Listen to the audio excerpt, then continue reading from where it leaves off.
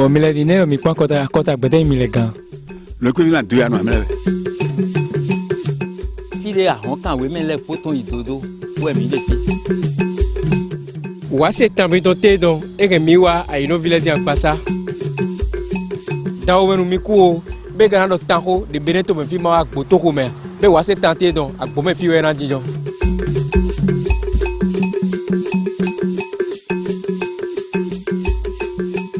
A commando, mon Romain, Beminawa, la date de Bona Goma, quand Fosena, Dada pour les Gigla, à la Dakolu, Mika Fobidose, Tamito Conwa.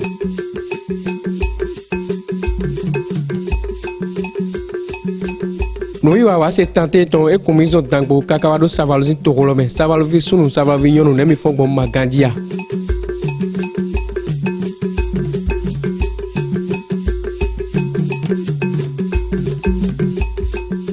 Boy, quand on remet à Bangba, ou nous y va se tenter ton et clamer ou à Dijon.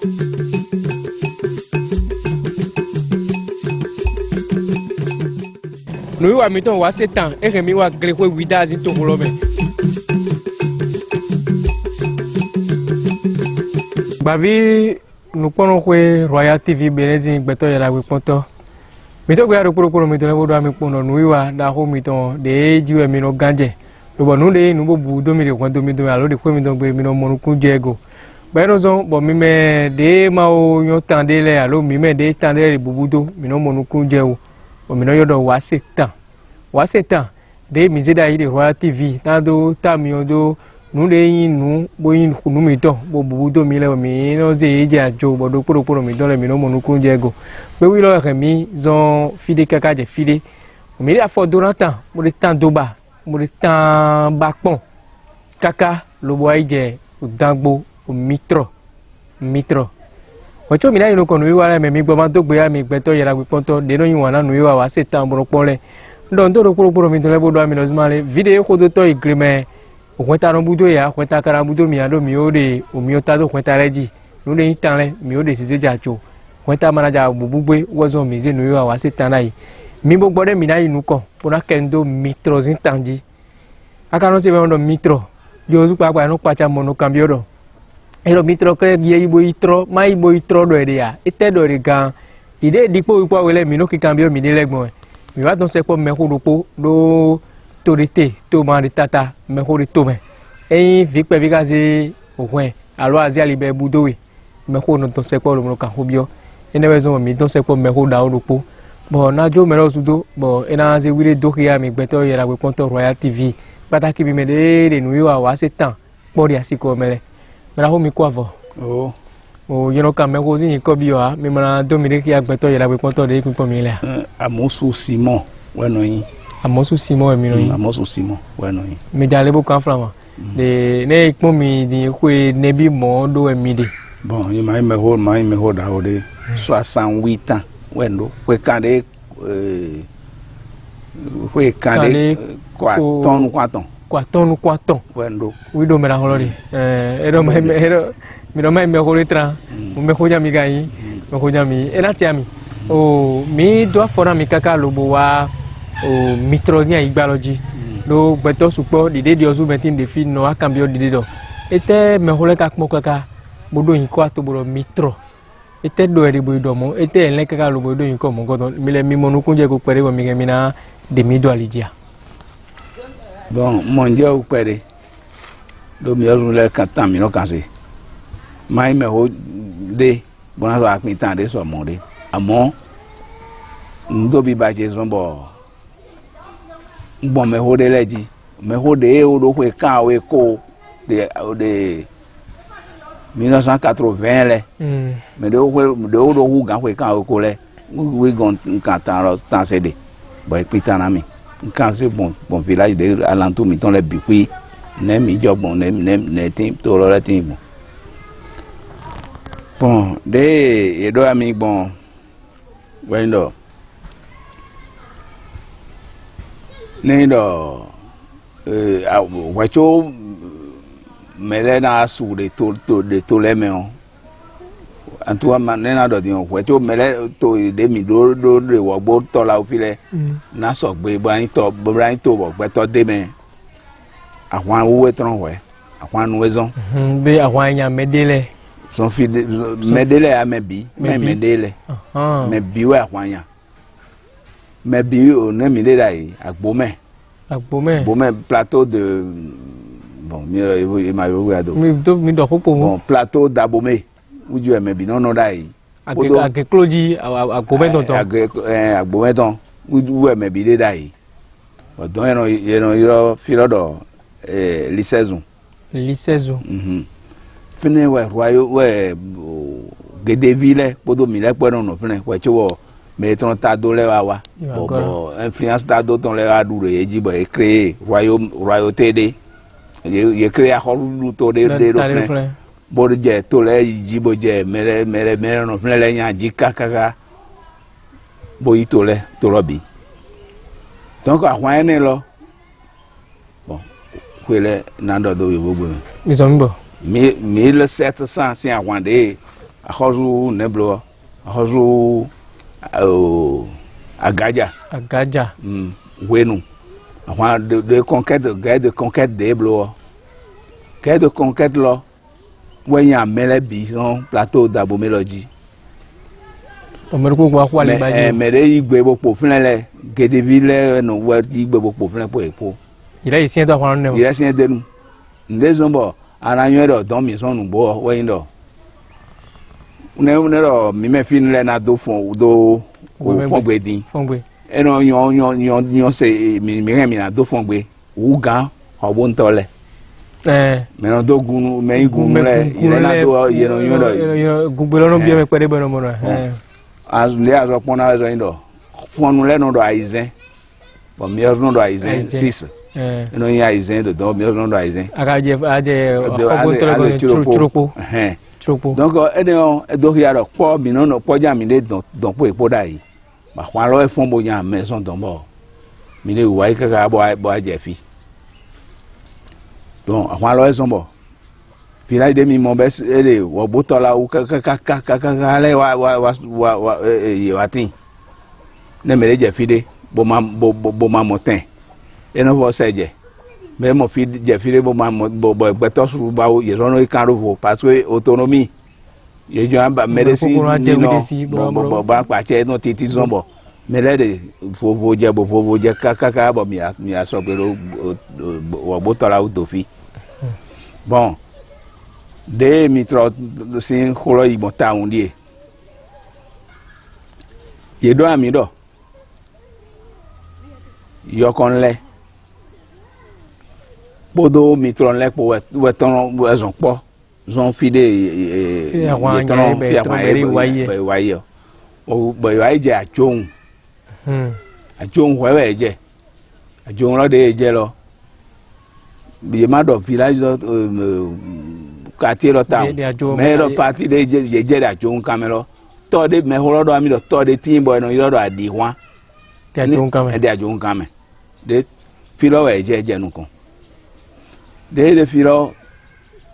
inondation da orewa to di bogbae bo me ton suzuku maka yon to nu wa ge bo me mi to le ga ro na ku ba ma ro no fi o ma ne mi na blogbon e gbo ro mi ro se ada donc collectivité de do yo konto akota de do yo konto le no ne de me o we do nu le de me wedon le do eme donc wenu ye ja jong lo bona ye na hon ra jong lo wedon de le aje po ba do le no mi na kan ai côté de bo wedon de vo le po do yo kon le po bo ile wa de yo kon lo le wa jenu kon wa po ba mitron le so mitron le wa fi de ga imondi de clan de jong lo me de le do mi na yi wezize wa kwe Nigeria wa kwe de do Nigeria sin wa kwe lo ya je ketupe we do nle ma yo ka ketupe we ketupe ye je ketupe o iso mo ro gbeto ro su do Nigeria gbeto tinto down we iso mo ro gbeto ro su don mo ba no fun pe de ba ye mo ro ma sin ga no fun ba no autonome de ba gbon mi de ye gbo bo boro aleko Ils ont dû go. boro mi alo goja fo holoji donc ero hodo sin de hodo boro yi da ile kaka boro go Ah bene de yi no de wuntun do ayi bono de yi. bo don yoe fi de Yo mi ogbon fi o yi da ya. O me mi don de nu kon ton bo yi. voilà do ne fi de aje ne amanyo fi lo ya ado anyo fi de atoronjo bobo uto e yo no de wuntun de le do boro yi donc ero leko kaka bo so go afi eton ye je gbada fi de kan de fun Fi poron ko da o le. Ye je gbada lo eje bo e ma mo merero platology ba e jinjo fun ache agbada si do ho de fun o gbeto le de me po bo mere ma yan agbada ru pa gba do mere dai parce àwọn ro yan yo ru na bo e ti do lo me fun do mere na mo mi do lo me jo de ano ya sin do donc de je agbada lo e wa je gbero po bo mera o de no di sa fun Notre tour, tu ton duro me don wa gade bon wa di sa gbon don fi mi ton ga ma fi o ma nem gbe ton aro na fi gbon po mi po me ra o de wa fi yo ro hun karin agbo bon donc ye fréquenter ga ba de mo ka e wa bi o ko egbe me gbero po bonu din ton wa tin bon mais mitron de wa me de wa je fune lole bo mitron ni ete di le yo ater ipodo la holopo o de o ga bo hui be ko ne jo me de gbada do don yo ima no be ile ma yun ima la ko mo go ye te mo ga bo hui de hu hun kan agbo lo bo ku lo ye di fune bo fine lo fide hui de lo yiro agboku do agboku de agboku di mi na gboje lo be ebe tin agbada tin bo agbada agboku lo ye mo ro agbada agboku e ma agbada mi tro we kan lo bi mi tro we de blo plantation ye de le de gboda ye we ye blo usine do fune de ga blo usine do fune be usine de gbada Ibo jo fune lo do na e mo be mitro we kaka yi na mo mitro e ka ye alide kwa sra be fide do akwa ko do fune bo alide ka igbe kan ji lo we di te don we dogbo de e ton bon je agboku lo ro ye le fune ye wo agbo ye vo bo fune bo wa ni agboku lo e so mo ka wa sa ilaga fi de fi bele ko de kaka wa izun katagon lito zion katagon do zunge ma ya ligodo rai zunge odo wa we de we zunge de donc de file mo mo kai katagon si don bi yin agboku rai bon de ele file bo file ga lo yaro o si mi mona ve una ye won ma ro din sin di to gba di emene yo wa agbo ye ma ro ye agbo to me ye gbọ́ bo be chasse de bo ro mi e basin file wa le si wa re ka bo wa fine distance bo 2 km 600 de jan ye wa ka wa Akitofio o yan le inferi sa yon bo do horo Akitofio o ton go do fine to de re fi lo yo ai mo to lo do atin lo no yo adojara tin bon atilo sawe yo ai mo sin de bo e pli ro fune bo de yo ai ton je sin da gbere kon fune yo be mi file mi mo sin de fidien mi na no te filo bon ye joranu ti me loro no be an se sin lo ma sin de zin ganji bo yon we lo nu le en de sa e gade me loro no ye ne no fi bo plo to lo me on ye plo to lo me be di lo ayon ye va bro de ni plo to lo me o be enayon donc fide ere to lo kon de bo gbe do de to lo kon me de timbo we o ve o ku ida e bo sin bananu presse dai e wa de gbe do me de nu don bro sin fi lo mayon re bro mi do de ne yenu sin ne yenu sin bo do we o sin kwaku ye ga e sin ga fle we ya do fle ko te gba de mo yan o de mamo mi bo mi do de ne mi nenu sin de do mo me hole ne de ble de le bi fu yi ga no kin kan da ye ton le me we nu e do mi do de mo de me le yi gbe la o sin lo bo anu ro bo me mo le fa bro a ko se bon e bo be sin de o tin de no mi o mo sin jane bon bo tolo ye do mi do de na tolo mi do de tolo kan fa to egbe po mi tolo gbe do to egbe tin fune egbe tin le sun kan lo me fune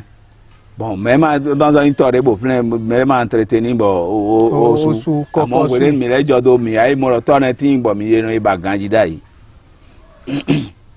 donc When we blow entretien de toro complet que galo bo nous sion il va ba de do goka et ton de releme bo aya bo rogo ka ya bo kulo bo chef tribu don ga don de po bojon yo galo e no yiro to su no mere magbe we donu we a comprendre ma we don de clason yo kon lewe bo de le pode we don we don de yo kon tinga donc mais là holo ye ba sin lo son de bo se jone bueno de nu sin lo sin lo ga eyan ma sin lo vivi ma bo me la de sin de mi mo le donne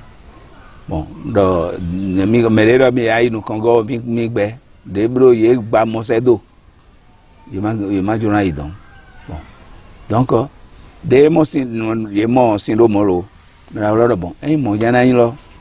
mi ni bo wa yi bo da fo na bo ipon o je sin lo padon bon donc ye kodo me i ba to lo le ye kodo e kaka wa je mi do de nu lo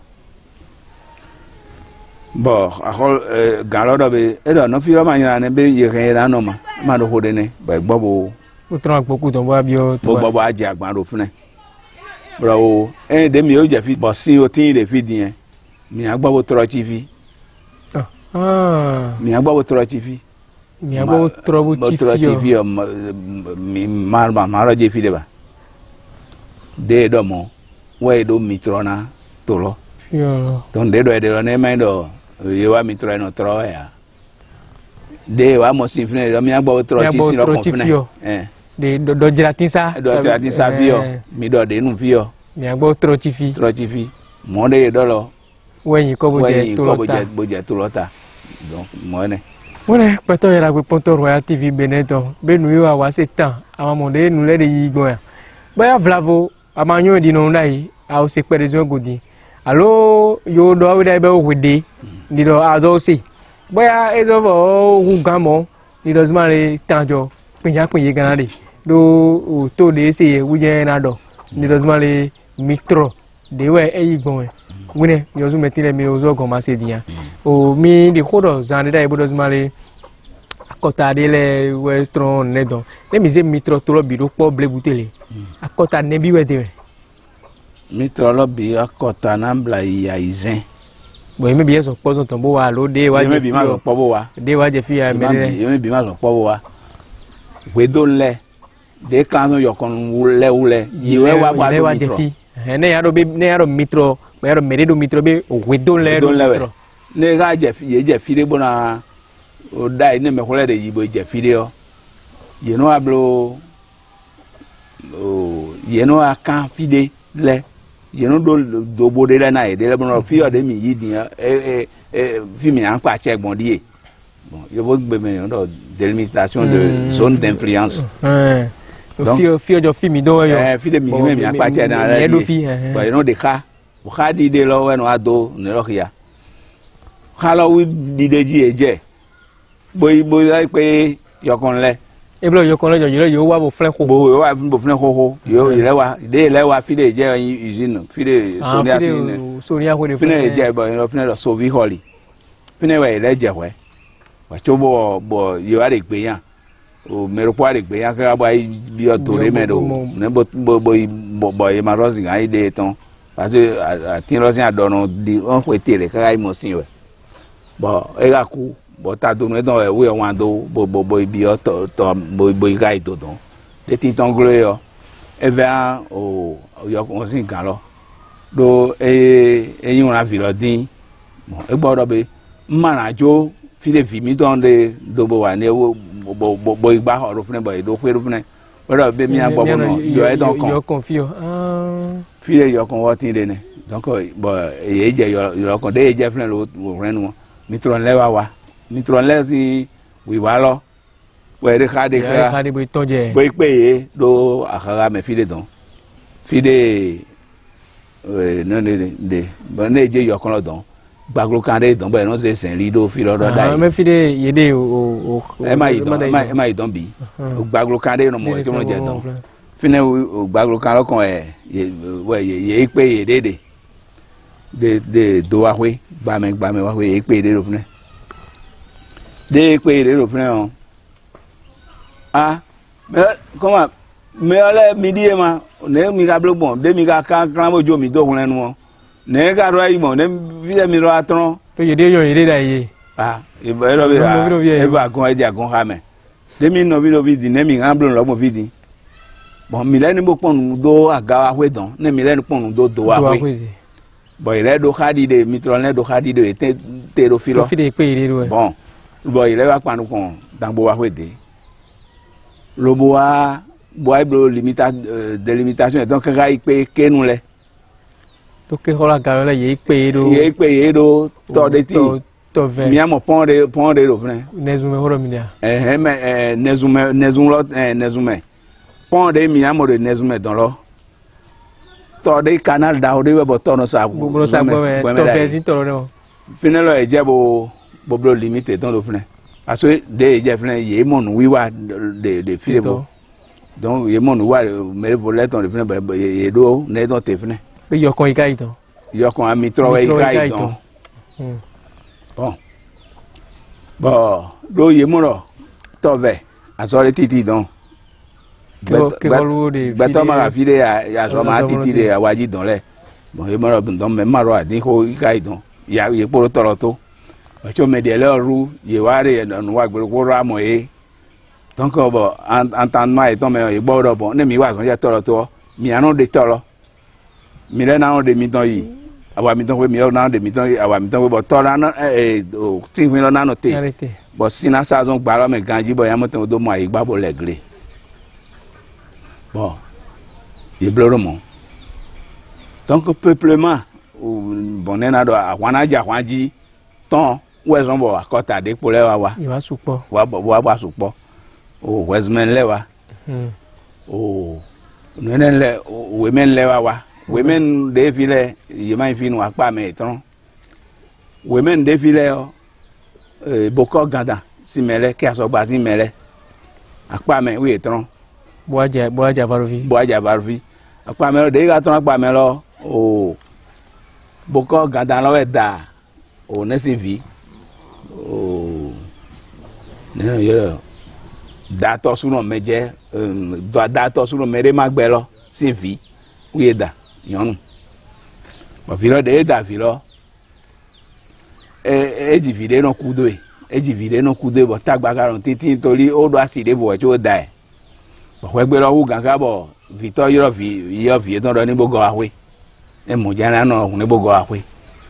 bo we gigo wa e don lo o boko gandan lo de afo no da fo ne bon wa no da fo ne wa bo e gan wa dezon bon de ga je fi bo mo le bon mi ge mi ano fi bo wa so mi don de mi no wa le o e wa installer we de do fi e ja gban ro fi do fi bo da si epo bo na fi de we le tun ton bo wa je fi de ne bo to ya go ipe bo iplan o me le po don cousin ton de le bo plan ye wa bo yo so ko de bo install free corner lesson talk bo le eyo nelo mi pondi mi le di akote yin mi wesman when mi le bon wesman when bon wesman o ami amo wesman le bramo women le bramo davion le o no le no tron bon wa o ne we no tron bon wa obon davie pe no trombo afi well you no trombo bon isa nu bon isa so rabi de ofilie o to ene me deke yo sa sura bi deke ne sa sura bi lo don lo you know ado voix na toji yo to yun de wa mitro fi lo you know do bro ko le mitro sen ri bonne ye ko le mitro sen ri lo yo ho no to mo de do ko commerce triangulaire de on do we ye ho blon le you know de do ko ye gbon do mo wa ye no ho mo de do ko e blo ka ba je ko me ko adole emi ka gbo yi teme de do fi o e ma gbe ro ponte ami wu gan ro ya igo ya firi yo tu ya fi obi e gbo aje bo na teme do côté de fi nezun pa fi bo yo ru do ko ye ton ro vne bon o pe kon le ye de dangba e ton ye de hon ka dangba e je logo zo ren we ye le ye ton zo logo ça va aux aliji donc il y a raison kaka bo ye wa dangba lo e ton bo wa bo je fi bo pe kon le bo igbe me gbe kon le ne bon donc bungo yo me to akota ene du ka ene bi e te u ga ene le mi si akota mi o tu papa don wesmen mi o tu papa ne no mla mi lo mi mla yin lo mo plan bi amon na do pel e ba ko do ni lo taun yo ndo ahovi lasu adanjo abe alanku mi ma du joko we do wa ya godin do jo wel mo pe bia donc lasu wi on belo lasu adanjo ajina ku wa akisi konu ade ajina do gbe o mayon bi mi te odo mi kuje do ko kuje do nu timena me le mi ze akota mi do lodi joko nu emi joko le ete yin de be mi gambo mo du ko mi no we joko nu dai mi la mo du tun bi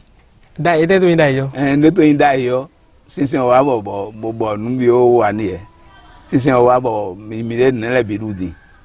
sino tun bi e mo du dai ye mo du pali dai amo de sinsin ga wa me ma lo do ne le do kan ne le bi du mi le de jo de ma wa mi o meti mi no du tun bi 2023 ma du tun bi ge eyo o mi no du tun bi joko le mo du tun bi e mo do ko ma go do kakare mo me tun bi ni ve bi sum de mi no blo le wa yin mi no so ta ta so wenu mi awutu emla mi do a hovi ta so wenu mi a hovi yo de do joko le wenu do haruna wezumenu le wezume kun kan le joko le wenu do haruna ye bon anya do men le no da fopa na joko le wenu do emla mi do a hovi odu emla mi do a hovi anse senitan le ayunu le zunka jamen le zunka jamen le fil bele ne zunka jamen le o anagbonu le ayunu le ma kan ne bi o mi o de mi te ni me ho da o po mi yin ni fegbe me ho da o po mi yin fegbe me gbe po mi gbe me ho mi lo ko de mi lo na ko mi no ma ga yin ko vure ne mi ado a me ho mi bo ye ke na mi go mo na kan ho de mi le ho kan bi o mi bo mi ro dai ho kere mi mo du ton vi bon si c'est ga wadi ba ya ko ton viruji to mi do ka mi o meti mi odu to bo ndema wa mi o ta su ko de mi no yin dai lo o to bo bibeli ya wa mi ke mi na jodo wi jodo bi bidigidi bo na yin de bibeli do a alo mi ke mi ayin mi do su ga bo so yin bibeli do o me ro ko na pon wi de me bo yon de na blogbon parce que bible me de do bible no le ru race de mao zero vo mao do sendele na iga na totem de le iga be no kodo be no yin ma beto mo mi no ye mo yin bo we yin adagbe gbogbo ne po ma beto so mo mi don jo kere les hommes bo mi ton bi hui ma c'est que asewe asewe mi don non mais asewe mi ton ne mais asewe mi ton ne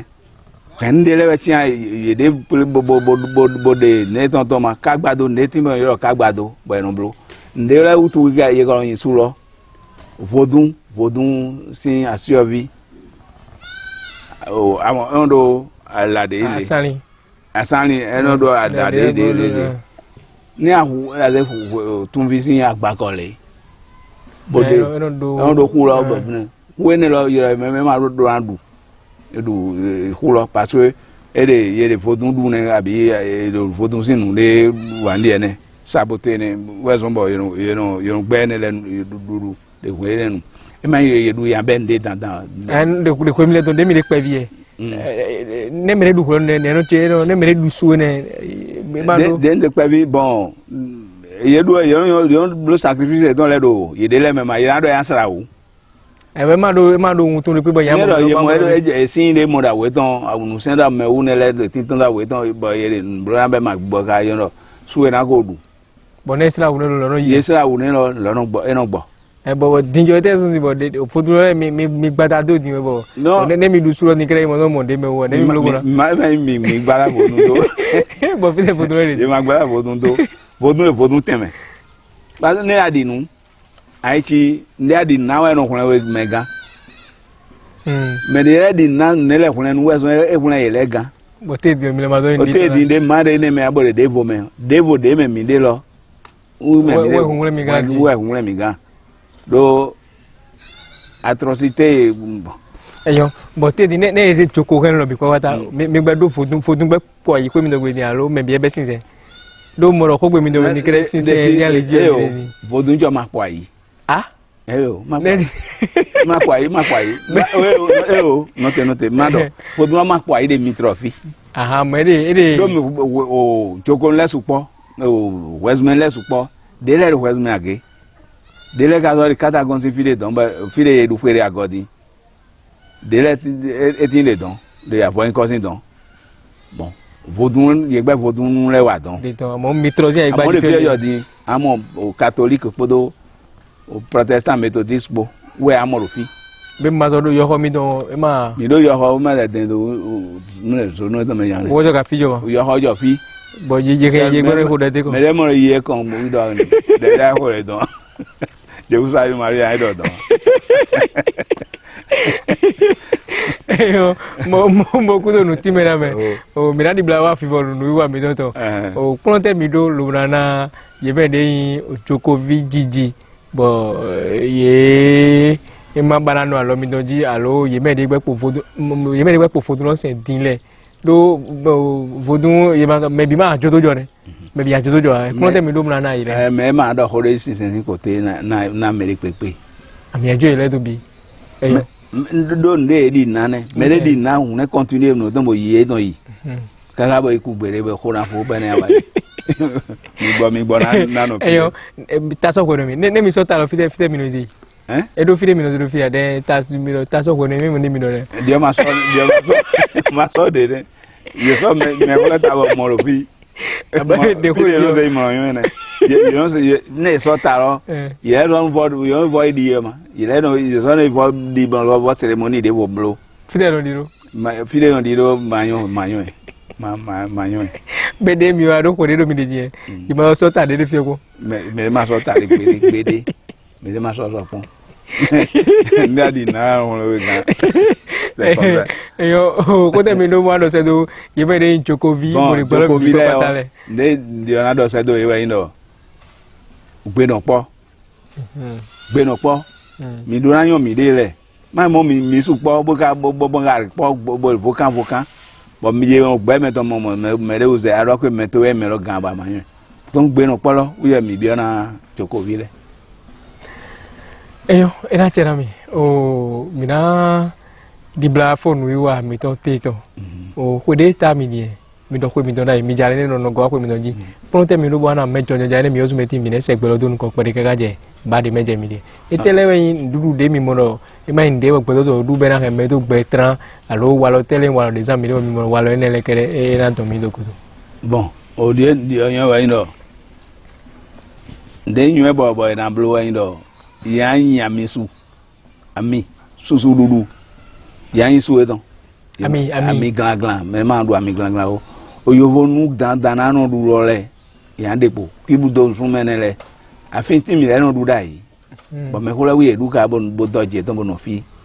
bo wa bo jo mi do mi ka yin wona yo bon sin nuduru di bawo de yi woni nu mi o ke bu do rumene ma yo bon duru ya pitin yo bodon le ma donc me ma do an zanele ye ma zanele ne di de alopo na enele sizan peut-être ya no gbepe de eyo o kanjo karon ku atingajo atina ku o jesu ozu ku gbetojo an ku yan te yo ko do wi ku en ku yo do ku en ku ma meri do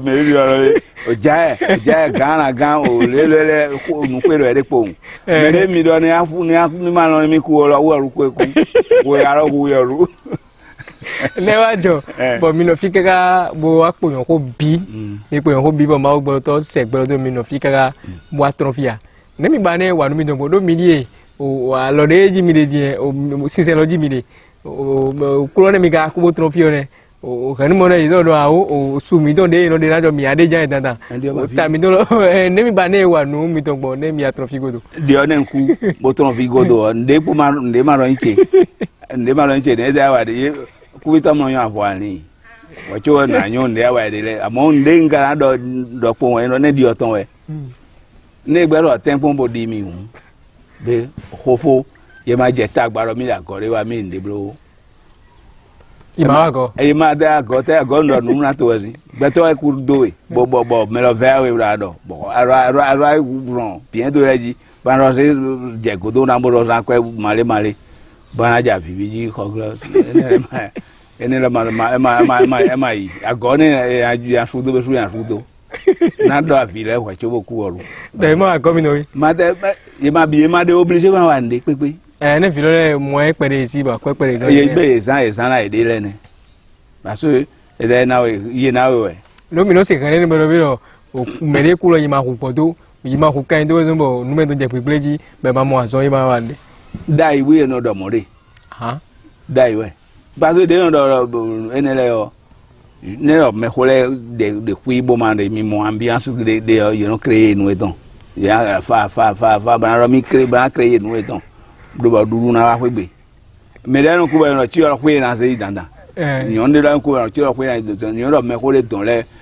ye jo en wa no la sa to me ne mo nbodu ton ene be dudu créer do we dudu ki créer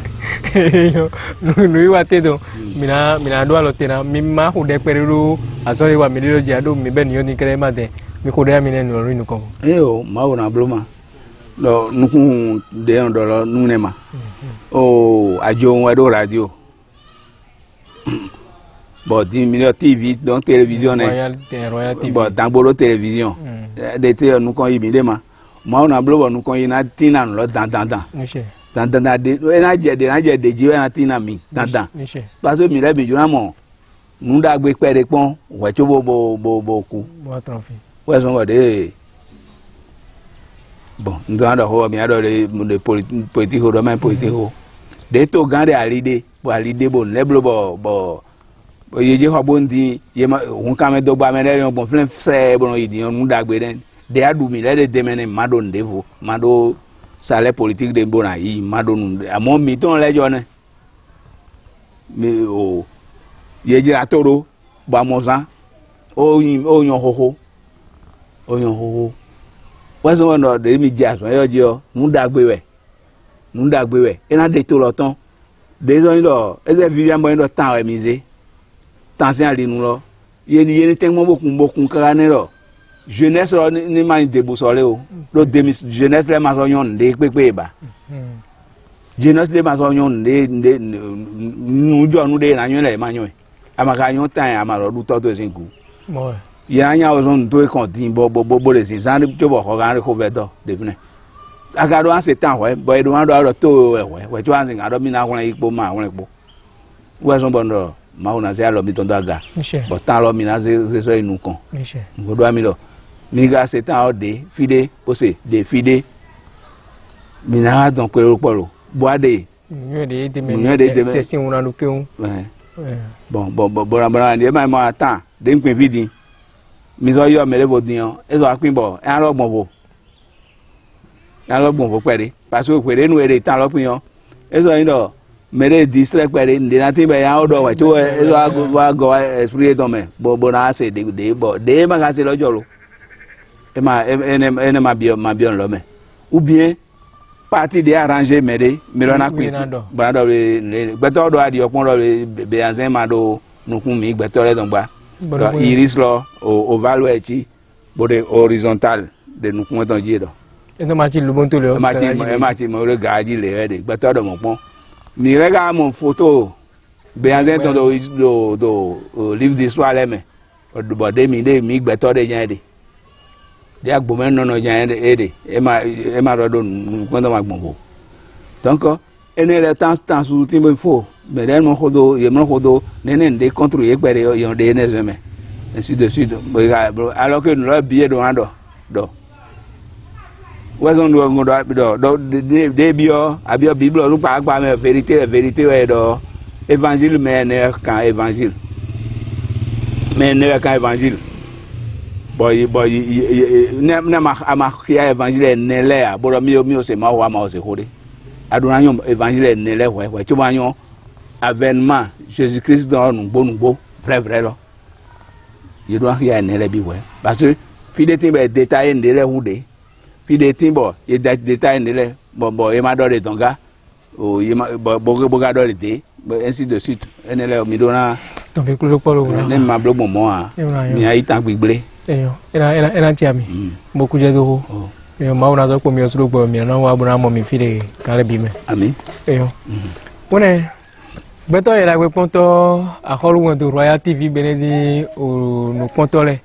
so da ndo mi kura ponto go do mi no wi wa mi ton wa setan be wi o kon mi le fi pataki o mitro dango mitro zin kan lo me mi bi o fi o bu kan cambio ete zo be de mitro do be do poro mitro ni do zmali mi mo nukun je go da santé donc we be no zmali o agboku mitro agboku don etron bu ka le simba kaga ba mo sin le dogba vi bo de ga mo sin vivi bo me bi nu sin mo ji awa bero awo e sin o je fi o gere mi ni gbo bo tro do fi o bo no sin mi no kon fi o gbe dugbe be fi de mitro e mitro de azante no ji wine ene kere mi ka no ko mo do a me so akenu do joko lewu bo nu de inu bo yin tami don bo ka so inu bo ve mi le ni do mera ko ezegbe do tibu do be te don mi na ze bo do fle bo na do mi ko no zmale Royal TV bene mi gbe ko le te tegbere nu wa setan kon fide ade age waji ade aku waji ade yo vo flase gbeji ade fide ade gamba amorozumale tamidon yene de tonne gbeto de epo ne seremi di de mera ko ze gbeto jibo dogbon iromi de aloka amado 6000 97 72 60 66